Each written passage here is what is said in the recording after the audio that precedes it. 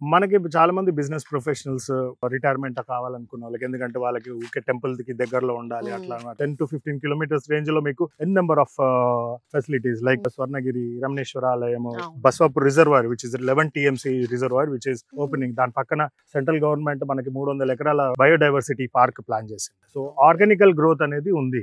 చూస్తుంటే జనగాం దగ్గర మనకి టెక్స్టైల్ హబ్ ఆల్రెడీ స్టార్ట్ అయిపోయింది. కైటెక్స్ వాళ్ళకి ఆల్రెడీ 25,000 square acres అప్పచెప్పారు. So that is one massive employee generation. So this has a different kind of growth story, organic growth story. Logistics park మనకి 300 acres మనకి ఇక్కడ వస్తుంది. కాజీపేట నుంచి వెళ్ళి సికింద్రాబాద్ వరకు రైల్వే లాజిస్టిక్ కారిడార్ కింద రైల్వే ఎక్స్పాన్షన్ ప్లాన్ ఉంది. సో అలా కూడా మనకి ఎంప్లాయ్మెంట్ జనరేషన్ అవుతుంది. Already industrially based area plus 11 growth corridors కింద ప్రతి హైవేకి దగ్గరలో శాటిలైట్ టౌన్స్ డెవలప్ చేసి each satellite town will be the major future city లాగా ప్లాన్ చేస్తున్నారు.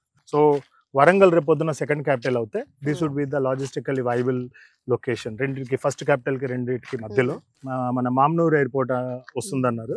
ఈ ప్రాజెక్ట్ బ్యూటీ ఏంటంటే, ఈ టౌన్ బ్యూటీ ఏంటంటే, ఇప్పుడు మనం టెంపుల్ పరంగా చూసుకుంటే జిఎంఆర్ ఎయిర్పోర్ట్ ఏదైతే ఉందో మన Hyderabad international airport plus Mamnoor airport exactly 80 kilometers range లో ఉంటుంది. సో మనకి లాజిస్టికల్లీ చూసుకుంటే we're accessible to the MMTS, we're accessible to the airport, we're accessible to the highways.